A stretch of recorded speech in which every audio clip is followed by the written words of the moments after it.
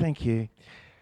We might get the designated film representatives of each particular film to come up here and join me, and we might begin our question and answer. So I think we've got Lara, Alina, Tess. Who else have we got out there? Is there a Robert, the sound composer from Relocation?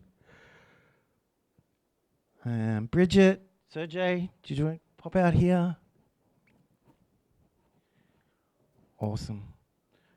So just before we start, I might hand the microphone over, and if we just go along the line and just say your name, your role, and the production we're involved in, just so if people have a specific question, they know who to direct it to. Hi everyone. Really happy to see you all. I'm Sergey Sushinskiy, director, writer, producer of film Relocation, and the co-manager of this Dunedin short film screening. Awesome. Kia ora koutou, I'm Lara Macgregor, and I was one of the actors in The Girl, the Lamb and the Man, and Jacinta, who is currently up in Auckland, couldn't be here tonight, so I'm her voice. Kia ora, I'm Tess, Whelan, producer of Flora and the Greater Good. Just want to say a very quick thank you to Bridget and Sergey for organising this evening. Really wonderful to see these films on the big screen again. Ka mihi, I'm Robert Vincent Milne on the screen there, but call me Rob if you like. So I was involved with Sergey on Relocation, doing the music, the score, and just helping out the sound. Hello, I'm Alina.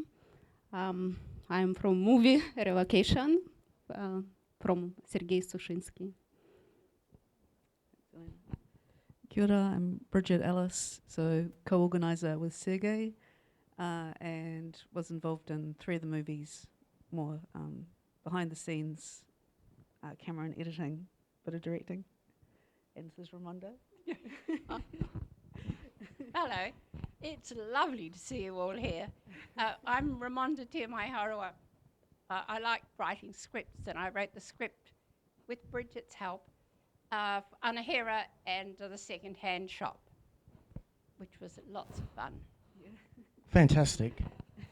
I might just ask a few questions before we open it up to the floor.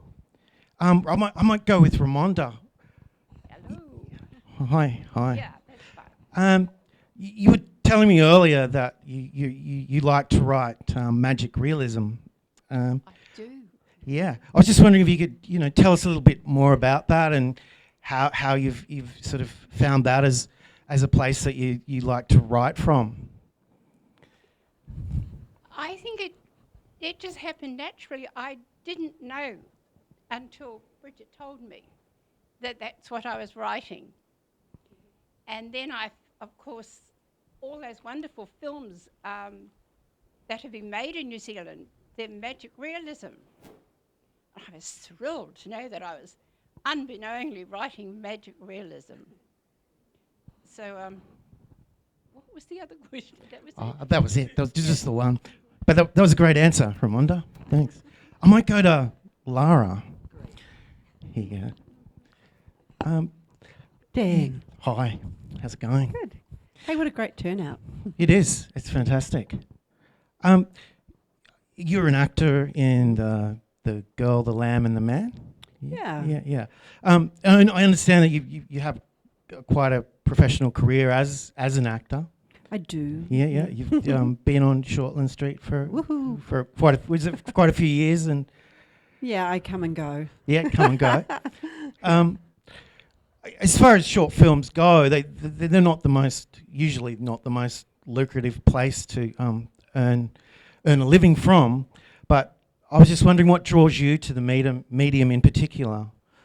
Oh, as an actor, I love short films because there's no, the stories, the creatives which are putting them together, and in particular, Jacinta, who had written directed and starred in her own film, her first film that she ever made out of Toi Whakaari. What a mission. You know, that's a really big undertaking. But I loved that her story was about her childhood growing up in Dunedin, and that's what she was wanting to share. You know, that's that slight hint at being the stepchild of somebody that's come into the family, that she just doesn't, that has a, you know, slight undertone of threat there. Yeah, it's really the choice to do whatever project is really about the people that are making the project and what's driving them creatively. And yeah, but I do love the short film medium, and I just finished another one in Christchurch actually. Nice. Called The Homecoming, which was a personal story again, which first-time director-writer had written about their journey of transitioning, and that was amazing. So yeah, it's a great format. Lovely, Lara. Thanks. The lamb's a big sheep. It's probably at the meatworks. I can't answer on behalf of Jacinta for that. Hopefully the lamb is on the farm and is happy lamb. I'll go to Tess. Tess, yours was the first film, and you were the producer there. I was just wondering, you know, what's challenging for you as a producer, particularly with this one. I think that you had a lot of resources that may have come from out of the area and to Dunedin to shoot. Yeah, what are the challenges for shooting a film like that in this particular location? I think the challenges are always budget. Yeah. There's never enough money to make a short film. And in some ways, producing a short film, making a short film, a lot of, you know, you sort of do obviously not the same amount of work as you would if you're doing a feature film, but essentially you have to have all of the same things in place. So it's really, yeah, the challenges are always doing things on a budget constraint, doing things on a time constraint, asking all your favours of everybody for locations and for food, for coffee, for all of that kind of stuff. You've really got to work all your contacts and keep everybody happy, really. It's a real balancing act, I guess, of just trying to do the best job you can with what you have available. Nice. Yeah. Fantastic. I might open it out. If you've got a question, can you just pop your hand up and I'll bring the microphone to you. Who has a question out there? Oh, yes. I'll come over. All right. Yeah, I can hear you, yeah. Kia ora. I've got a question about the Punamo, the beautiful Punamo piece. Is there is there a special story behind it? Who does it belong to? Could you tell me a bit more about it? The Pounamu itself belonged to Marianne Tipa, who was the actor in the film. So it was a special story because it was a piece of stone that her father found and gave to her, and her father since passed. So she gifted that to us. So it definitely had spirit for her and meaning. Yeah.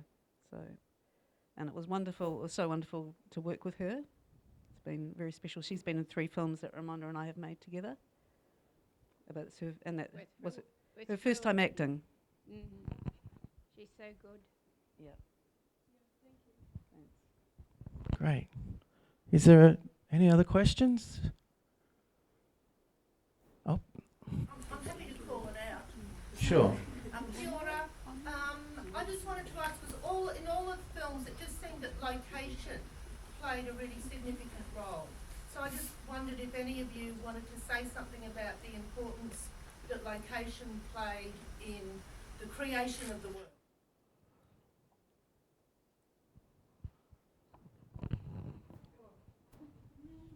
Well, I mentioned a little bit that the girl, the lamb and the man was Jacinta's story of growing up here in Dunedin, Saddle Hill, which is where the film was shot, is where she grew up, and that's how important that location is, because it's directly related to her childhood. Yeah, I mean, I guess our film was, we found the location after our film was written. It was a matter of finding the specific bathroom with a pastel-coloured toilet. So that was actually not, I think a lot of people might remember those from the 80s. There were full bathroom sets in pastel colours. So that was a specific thing that we were looking for. And it was really hard to find, and then really hard to find a house that we could take over for a week. And that was empty. So it was kind of one of those moments where we just felt like we'd really struck it lucky, because we got all of the things that we wanted in one go in South Dunedin in an empty house.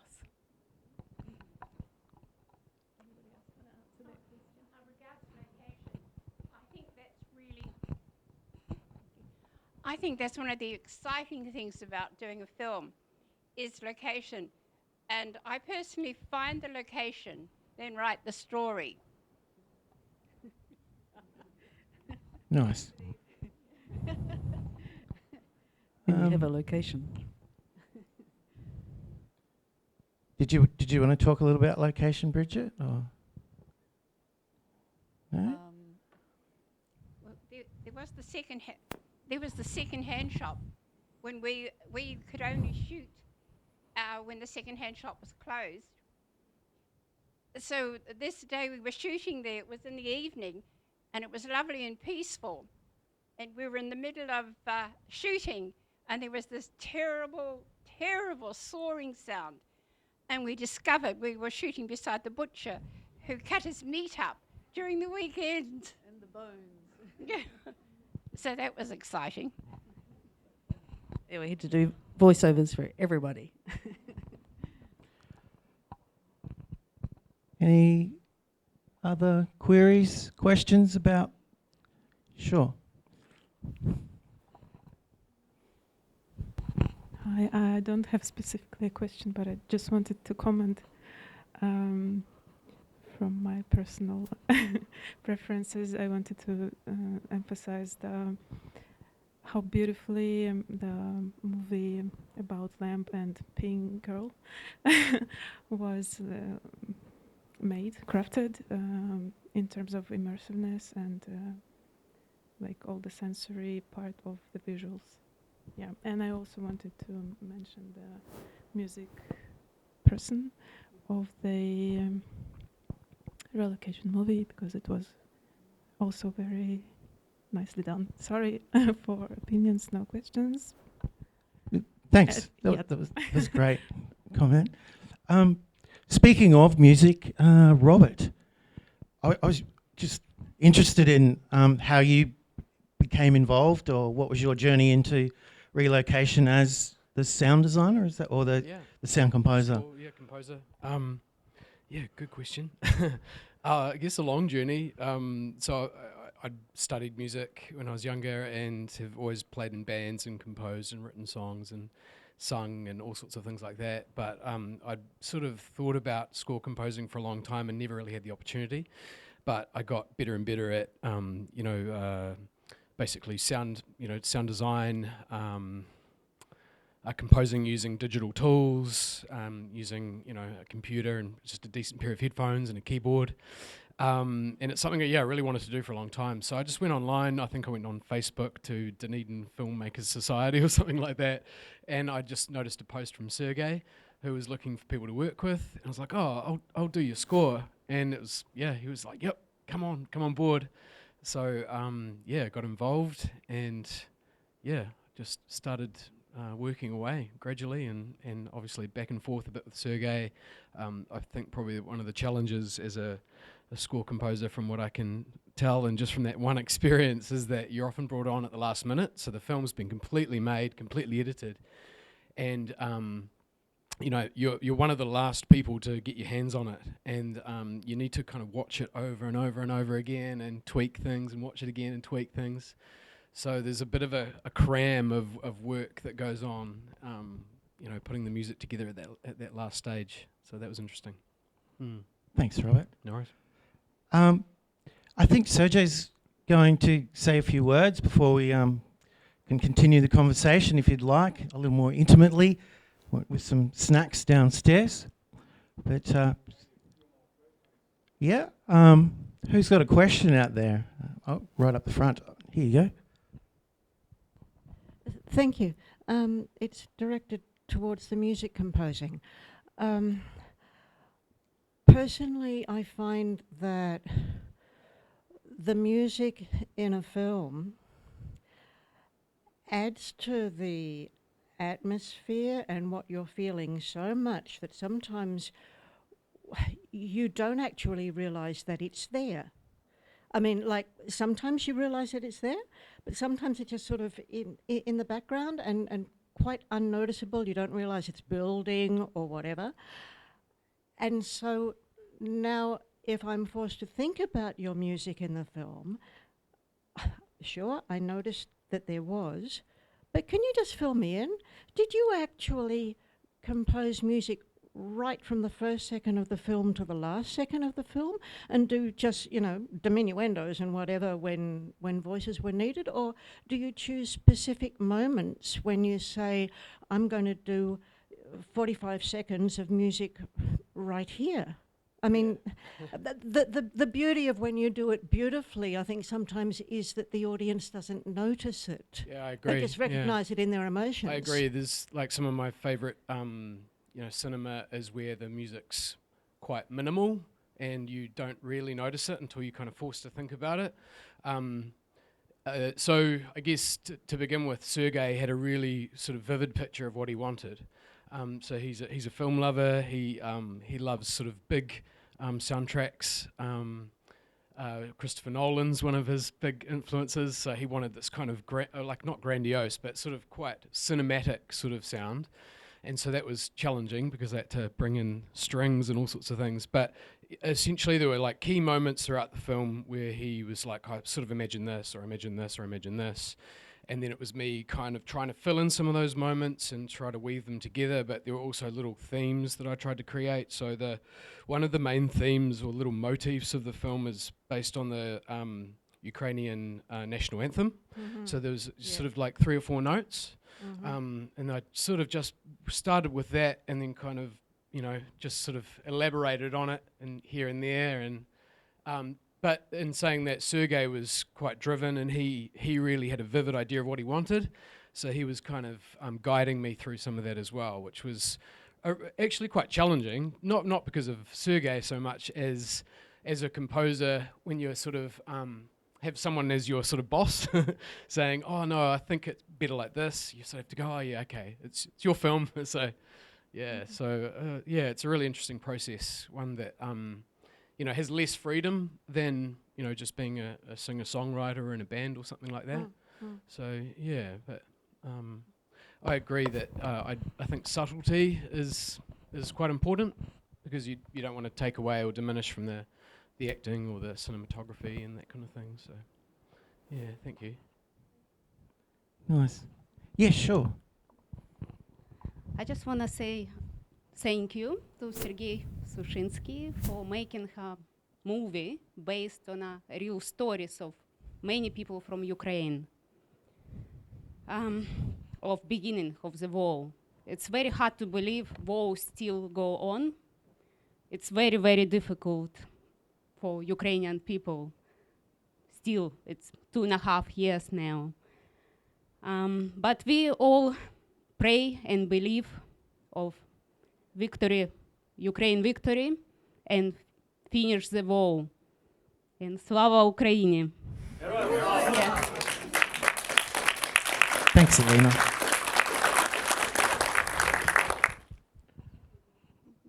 Thank you so much.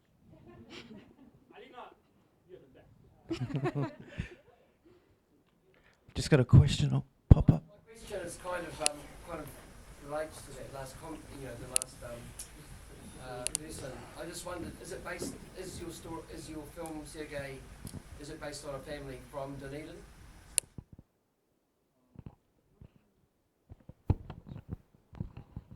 Thank you for question.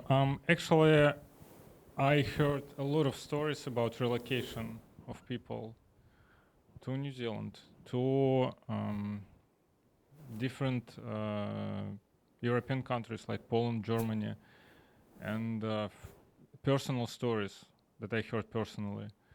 I believe in the Octagon, where we meet with people every Saturday here at 12 o'clock, and I read a lot of stories in Facebook somewhere from my friends or friends of friends, and I just thought it like plot was created on Friday night of 48 hours competition actually, and I just thought it's so obvious to take some like can I say collectible or some average perspective from thousands of stories or hundreds of stories that I saw, maybe 20, 30 stories, not hundreds, but and make something narrative, cinematic, and that can reflect all of them in some perspective. So it's not particular story of some family. It's like something that you can see in very different stories. Did you have anything else you wanted to add, Sergey? If somebody else has any questions, please welcome. If not, I just would like to ask. Sorry. First screening in the real cinema. That's all right. Do you need help? Maybe some last words from you who on the stage. Questions, if it's okay. Yep, sure. Firstly, I'm really intrigued now. What's the significance of the pastel-colored toilet? The writer wrote that in and was specifically very keen to have that. So we did try other bathrooms. We tried to find something else that fit, but nothing was quite right. So I can't say why, but he really, really wanted that. Golden toilet. Yeah. And the second question for the movie about the girl, the lamb, and the man. I don't know, unless it's a secret, but I didn't quite get who gave a ride in the car and did the burnouts. Yeah, I don't think it's anyone specific that was referenced in the film. It's really just a metaphor for her, her childhood, her upbringing, and an element of youth and what they get up to in small town New Zealand. I as much as I can guess without Jacinta being here, it wasn't anyone specific other than young guys hooning around that she'd probably gone to school with or grown up with, and she's just breaking out a little bit and going for the ride. Thank you. I think that concludes our questions, our Q&A. So we'll draw that to a close. Sorry. If we just give everyone just one more little round of applause, and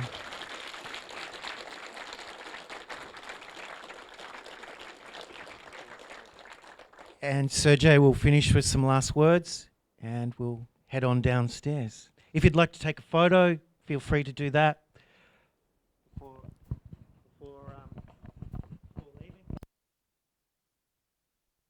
And the last words, thank you. I just would like to say thank you to Bridget, Ellis, my co-organizer of this event, brilliant communicator and my co-pilot. Significant contribution on daily basis. We just made it in 10 weeks on daily basis, phone calls, phone text, emails, Facebook, Google Documents, and everything. It's priceless and really underestimated. I think when you have not just, I don't know, like colleagues, but real co-pilot who talk to you, and you, first of all, you just feel feel like you're not alone. You're doing something with your like real friend in one project. And thank you to Megan Collins, Cinema Complex Manager, huge help in making this event happen. Lots of meetings, emails, and tests.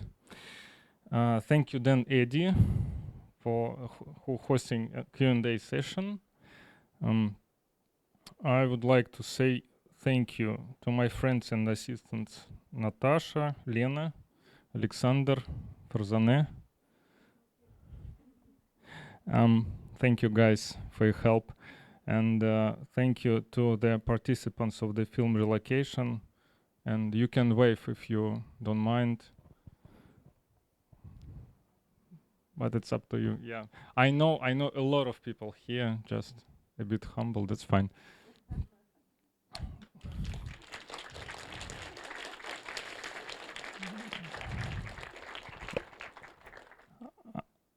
More than 30 people were involved in the film relocation. I say thank you to all filmmakers who submitted their films, including filmmakers which films weren't selected. It's very important when we see these submissions and we choose, and all filmmakers like appreciate your job. Also, great thank to all attendees, to you all guys, all of you. Without you, the miracle would not have happened actually. This miracle, this event. And yeah, feel free to share photos from the event with these logos, with on your social media. Then maybe last words, no? That's it. Yep.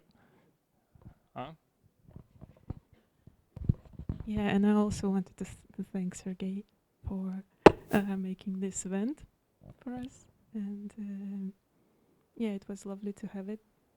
Thank you. Thank you, guys. And the foyer with some food and drinks. Welcome to all attendees downstairs. Thank you.